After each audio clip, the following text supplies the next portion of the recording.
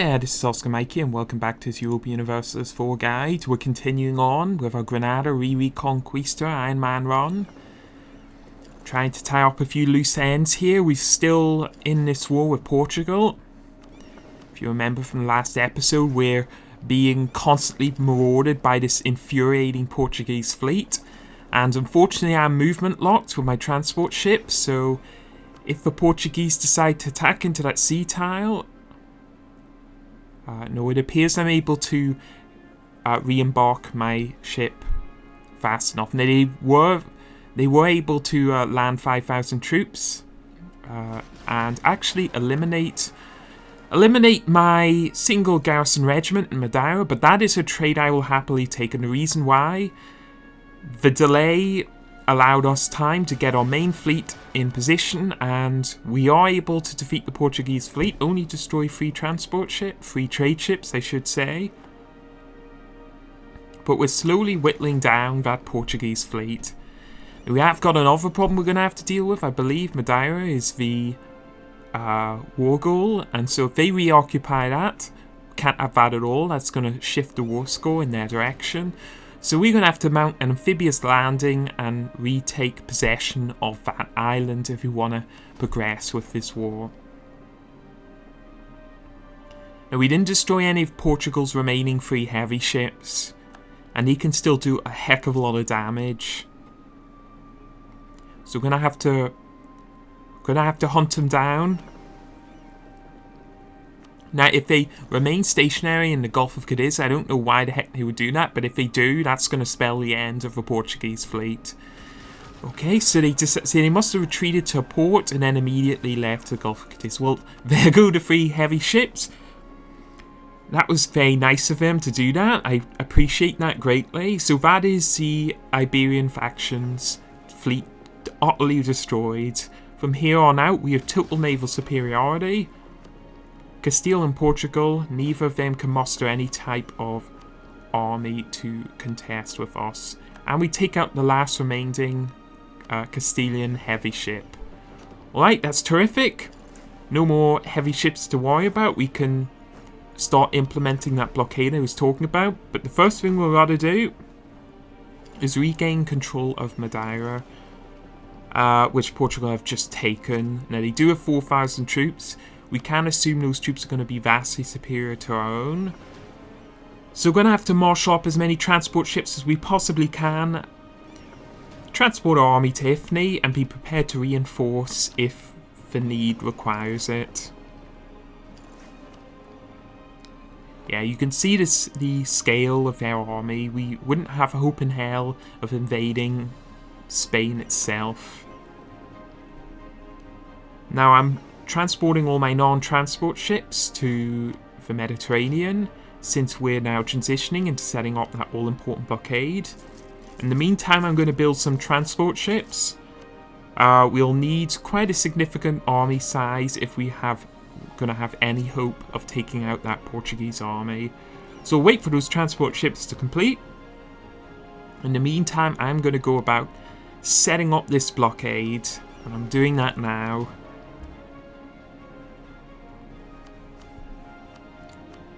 $30 trade ships in total. That is a very good number. You can see Tunis, our ally, who we offered a call to arms to, is actually doing quite a number in Aragon here. They've occupied 2 of their provinces in Sardinia. And that's going to mean we have less ports overall we have to blockade. So we successfully destroyed the Aragonese fleet in the last episode. The Castile's fleet also prior to that. And with Portugal's fleet down, I am now going to focus on trying to establish a 100% blockade against... we'll take each faction in turn, because we're going to sue for separate pieces with each. We're probably able to accrue enough war score with Aragon to actually get war reparations from them, which is going to be really nice, going to boost our income a lot. So, with that in mind, I'm just checking, and yeah, Portugal has 5,000 troops. Now they have an interesting army composition. I think they have Well, they have quite a lot of cavalry.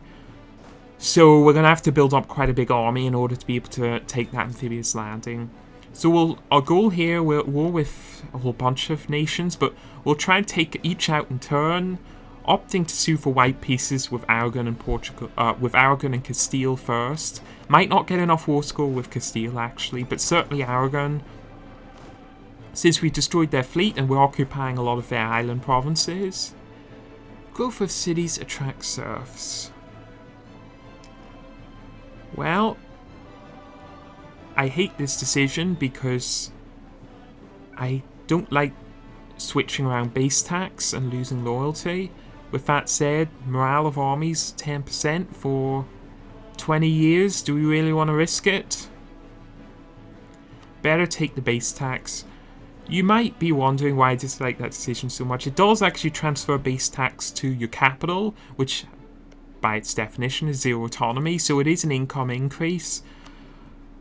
But, you know, the loyalty hit and so forth, just, I don't like it. I don't like having my base tax switched around, especially since it risks us losing accepted culture groups, which sometimes happens if you have your base tax increasingly centralized in your primary culture. Anyway, enough of that. Sending troops to all these Aragonese islands. We'll see what we can take. They do have a province here in next to Provence. And if we can take that, all the more war score for us. And with it, a higher chance that we're going to be able to sue for a separate peace with Aragon. And we're just waiting on these transport ships to complete. Collecting taxes. This is a better decision. Don't really need the prestige, but what the heck. Yeah, we've had this mission for a while, improve prestige. We're going to cancel that because we're not going to get that completed anytime soon.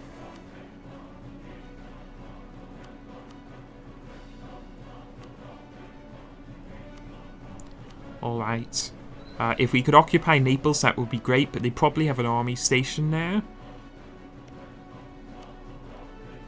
Let's see, we've already got a little bit of war score, 16 in total. We'll need a heck of a lot more than that if we want to have any chance to get war reparations.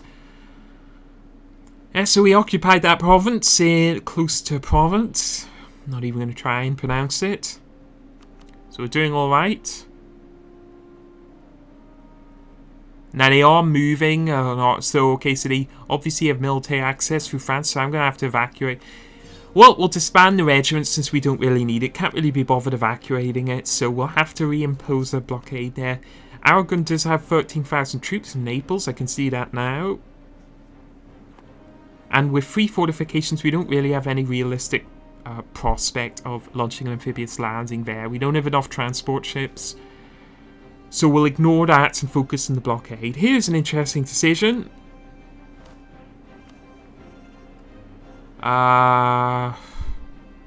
Loses 15 influence, gains 15% loyalty. Wow, that is huge. We will take that. Since we've already had one dominance event so far in this campaign, in this Ironman achievement run.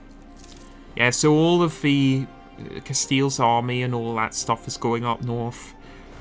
So we're not going to have any other hope of, you know, contesting those sort of areas, their home provinces. We'll focus on these islands. We're all a little low on infantry, so I'll recruit some more.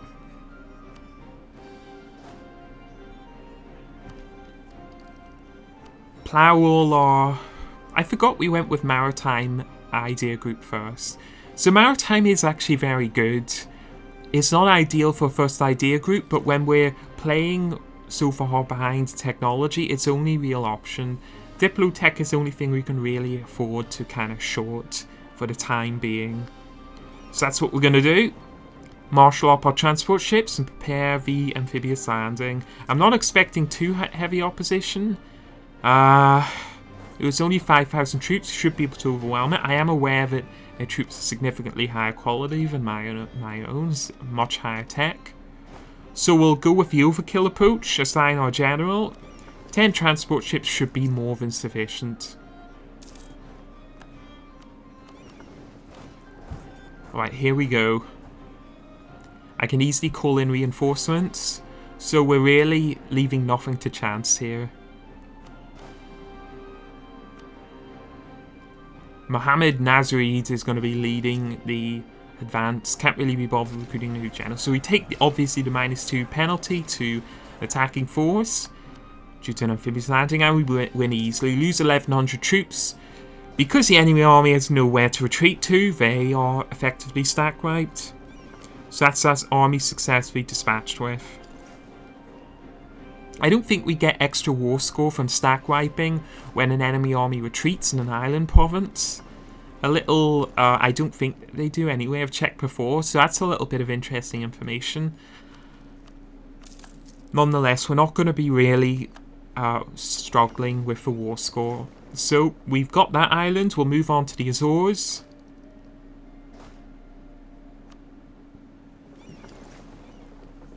The Azores, and look at all these African provinces that are totally undefended. That's going to get us all the war score we need to close out this war. It appears that Tunis launched some kind of suicidal amphibious attack into Sicily and were promptly dispatched. So that's going to hurt us in the war score department. They do have a fortification here, interesting in Gabu. That's probably left over from when they conquered it from the Malinese, I believe that is. No matter, we should be able to breach that fortification very shortly. So yeah, you see the sort of theme here with this guide. We're getting to a quite powerful stage where we could, you know, do a lot of damage, but due to our low tech rate, don't really have the army sufficient to launch the amphibious landing of Spain. Pick our mission, rival of a rival. So the goal here is to adopt a peripheral strategy, knocking off the Spanish island chains, severing their link with their African colonies. I suppose you could call them that. Some of them are colonies, others are actually conquered provinces. We do all that, we'll slowly whittle them down, increase our position relative to their own, and eventually we'll be strong enough to launch an amphibious landing. If you're trying to get this achievement, maybe that Castile or Aragon fight some early war and you're just simply able to move in and mop up. But I figure that those types of runs aren't really that helpful from a gameplay point of view, so this is a much more solid strategy, a lot more reliable. Does require significantly more time invested. But nothing ventured, nothing gained. And we've successfully occupied the Azores. We're doing alright. We'll be getting a lot of war score. You could see the disparity in numbers. Fighting at war with Portugal, Aragon and Castile. This, suffice to say, would be absolutely impossible if we still had any territory on the Spanish mainland. Even if we just had Granada. That's why I wanted to relinquish those provinces early. It's all part of a plan. Your strategy has been fine-tuned over a long period of time, so... Alright, we'll get that fortification breached. Once it's breached, we'll be able to fully occupy those African provinces.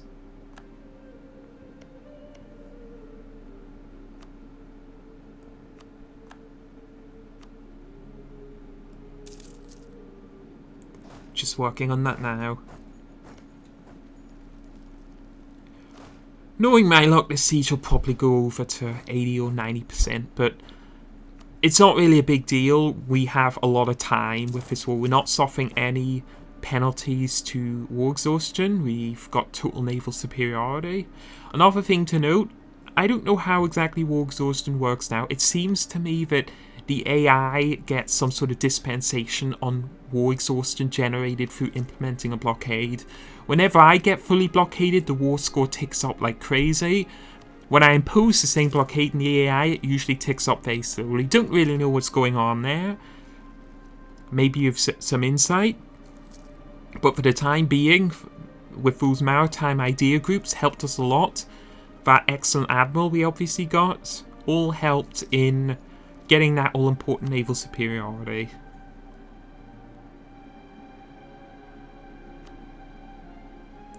Yeah, 31,000 Aragonese troops stationed in Sicily. That automatically precludes any attempt to invade that area.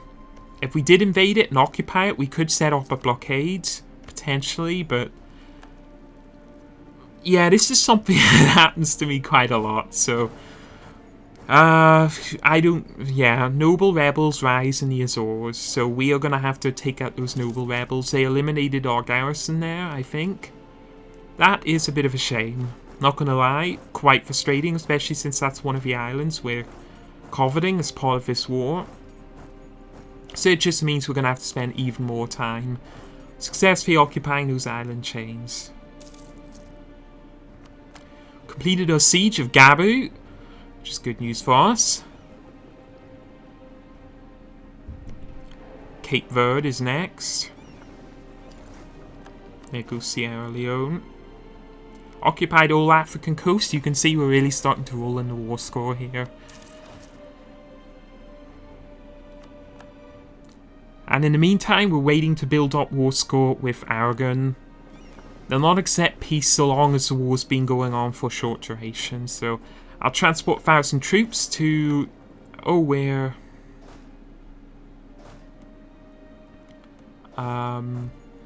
We are actually... yeah, we've hit our administrative monarch power cap.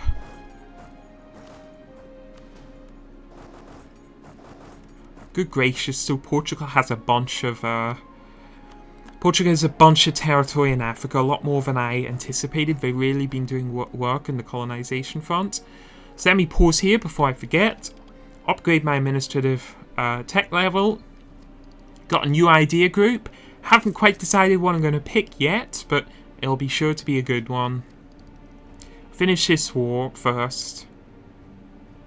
Now Castile has territory in Brazil, but we cannot venture there because we don't have an explorer. Alright, I believe that is all of Portugal occupied. Yet, rest of that territory belongs to the... can't remember the name of that faction. You know the one I'm talking about. They feature in Civilizations 5 as well, I think.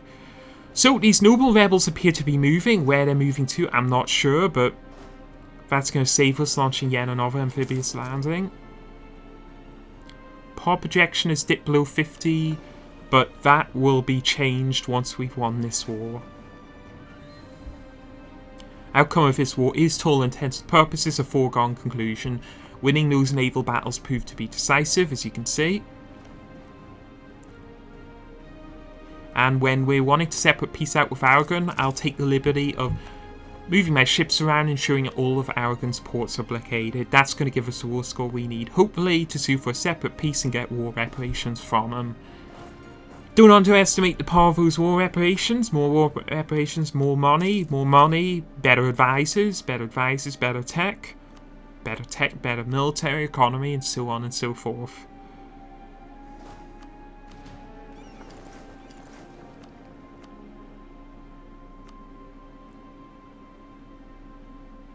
Right, so war score's looking good.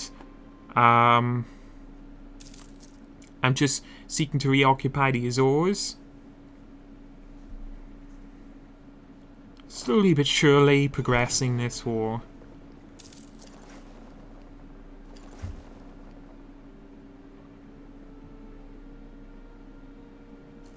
We have renewed a loan. How many loans do we still have? I wasn't under the impression I had many. Maybe I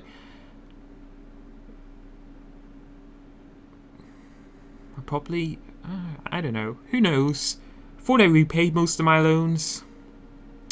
Yes, so idea group. Can we afford to invest in an administrative idea next? There has to be administrative or military. Obviously, you can't have over 50% of any one idea group. That is when you have multiple idea groups. Obviously, you can have your first idea group being 100% because by its very nature, it's a first idea group.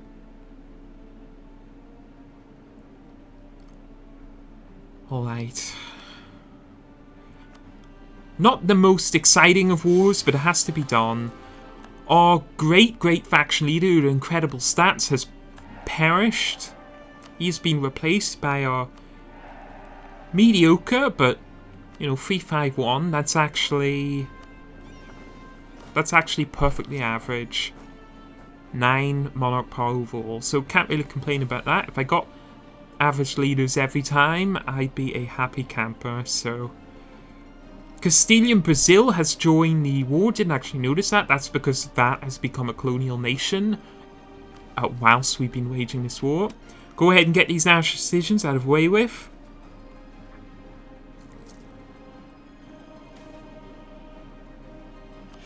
Boost my stability a little bit.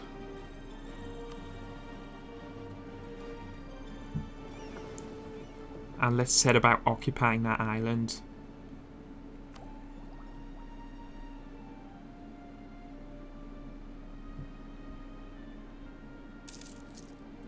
Yeah, things are looking pretty good.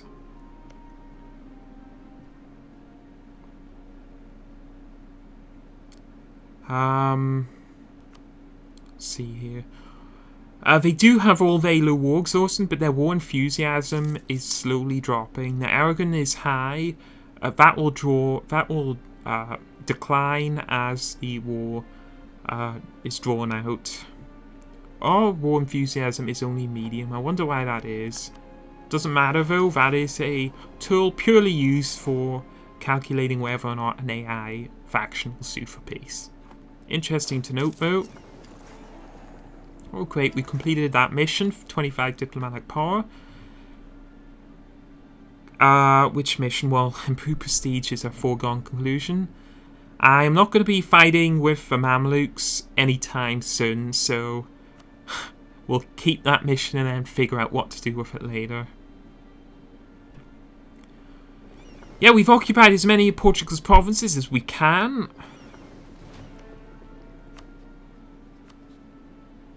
I'm not going to sue for peace yet. We're closing in. You can see the positive levels, only 3, actually 4 sub what we need it to be. We do have war scores, so we shouldn't be able to get war reparations. Really counting on those war reparations to help us through with this Ironman run. So I'm shifting my ships now. Oh, I spotted a Portuguese fleet, 3 ships. Now I know for a fact they're not heavy ships, but I do want to deal with them regardless. So I'll take my ships, my main fleet, commanded by my highly regarded admiral, and see if we can hunt those ships down wherever they may go. In the meantime, I'm just focusing on establishing now 100% blockade of Aragon. We do that, then the war score is going to be pretty significant, and they are going to want to sue for peace. Will we capture this fleet? It's 3 transport ships, not really a threat, but I want it destroyed. I don't want Portugal to have any ships, because with 3 transport ships, they could sneak a few regiments in there and start causing havoc. Knowing them, they'll probably go straight for the war goal, Madeira. If they do that, that's going to frustrate my plans considerably. So, I don't know, I guess we're not going to capture them. I got movement locked too soon, and I didn't change course. Still, we'll keep our fleet here, keeping the lookout for them. I'll probably be able to, through my contrivances, provoke them to leaving their safe harbours again and see if I can go after them successfully. Don't want Portugal launching any type of amphibious landings at all, even if it's only 3 regiments. Go ahead and boost my naval force limits. That's actually a really helpful idea, because we are relying heavily on a maritime strategy here. So I'm going to move my fleet back to Gulf of Cadiz, see if they've taken the bait. They have indeed. Are we going to catch them this time? If they start... Yep, we will indeed. Predictable naval AI. Just making totally erroneous and foolhardy decisions with no strategic goal. Right, Portugal's enthusiasm is low. I don't blame them. A lot of their provinces are occupied, and they're really feeling the pain here. With that said, our goal, remember, is to sue for a separate peace with Aragon. That will also lower the truce timer we have with them. So we'll have a low truce timer with Aragon, much higher one with Castile and Portugal, and that will allow us to follow up with a subsequent war on Aragon without Portugal and Castile interfering. That's the goal, and I can see Portugal is offering us peace terms.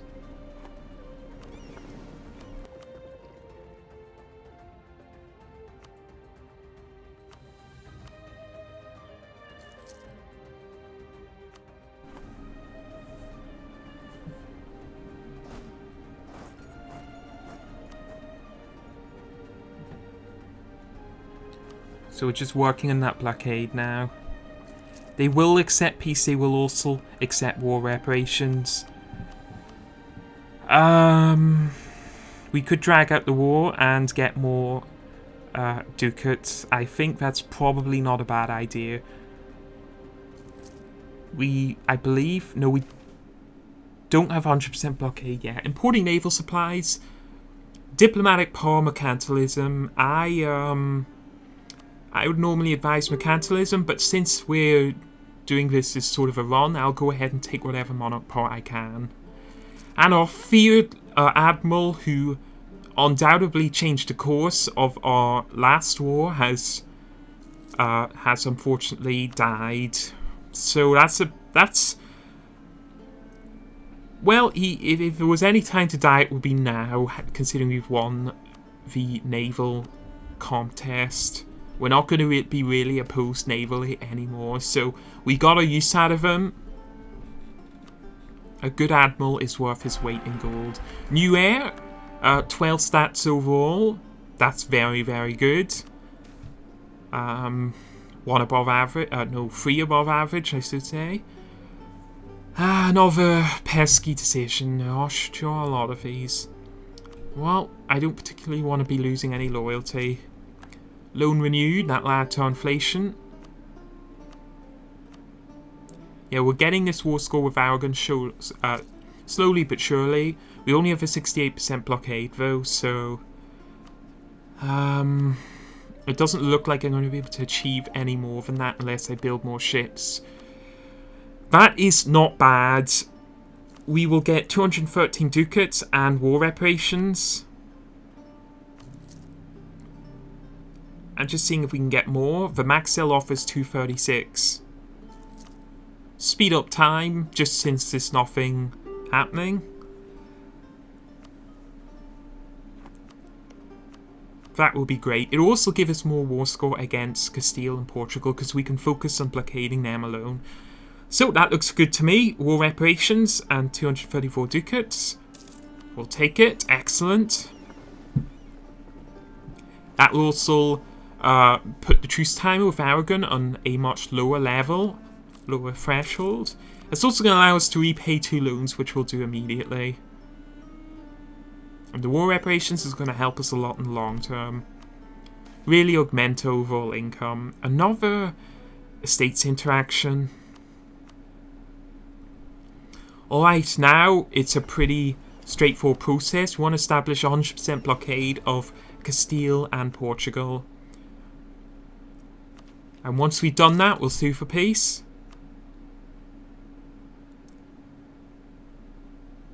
Humanist is one of my preferred idea groups. I'm leaning heavily towards humanist ideas. It is so helpful, one of the best in helping you be efficient with your monarch power. Probably the best, actually. Innovative and humanist are sort of in a league of their own. If you're going a development at all, build, economic can always be helpful, but that's not what we're doing this time round, at least anymore. We did plough a lot of development into monarch power into development early on. Alright, so let's get this blockade established. We want 100%.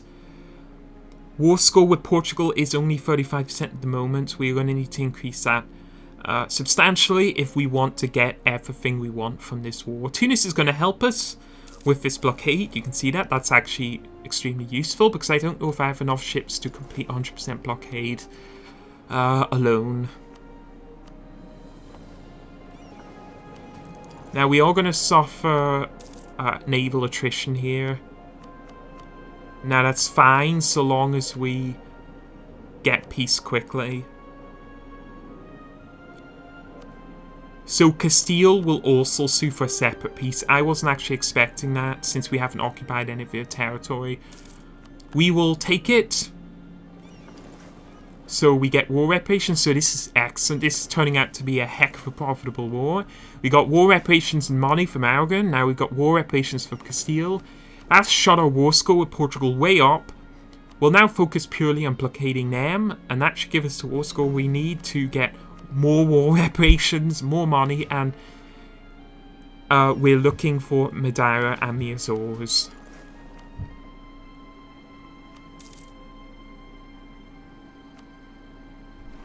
We have lost the claim in the province. I fabricated that claim just in the off chance that France would attack Castile and we'd be able to actually launch an amphibious landing. So these are the 2 islands we want. We could also take Cayo, and there are some potentially good islands down here. I'm looking for the ones with the trade modifier. I think that's actually east of Cape Coast. I believe that's the Gold Coast over there. But Cayo would be nice. We do have a fabricated claim there. Now that's looking good. We will not obviously be able to take any territory in Portugal's mainland because we don't have any occupied fortifications there. So we can get all that, get 253 ducats. Now can we get war reparations? Yeah. Annul treaties with Castile, that would be helpful. War reparations also, but not humiliate, that would push us over the threshold. That's looking pretty good to me. We'll get enough power projection from conquering those islands. There we go. Excellent. So we have 3 loans left now. But that war... oftentimes you fight wars, you know, you conquer a lot of territory, but you expend a lot of administrative monarch power. You have unrest problems. So in the short term you're actually weakened, long term strengthened. But in this war it's just good all around. We're going to be significantly strengthened in the short term, considering we destroyed their fleets. We've got tons. We've got war reparations in Portugal, Castile and Aragon. Raise autonomy in those conquered provinces, don't forget. We have minimal war exhaustion, so I have obviously opted to construct those cores straight away. And we'll turn our fleet, low army maintenance. Mothball our entire fleet, although we'll want to send our trade ships out now that we have a ton of them. Get some of them in privateering. Rest of my ships mothballed. And we are looking pretty good. Unrest isn't too bad. Lost an advisor, that can be quickly replaced with fort defense. Yeah, that was an excellent war. That is going to give us the strength we need to really start chipping away at the Iberian factions. We have really crossed the threshold where we're now a major power onto ourselves. We are getting 6.57 ducats per month in war reparations. That is huge. That's equivalent to about just under a fifth of our total income now is generated through war reparations alone. And we got those lump sum cash reparations. So again, we dealt with one of the really big thorns in the side, which was we were still suffering from a very weak economy, but that war's got us all the money and power projection we need, and it's going to set us up extremely strongly going forward. Alright, I'll go and put a cut in here. I'm Oscar Mike, and as always, thanks for watching.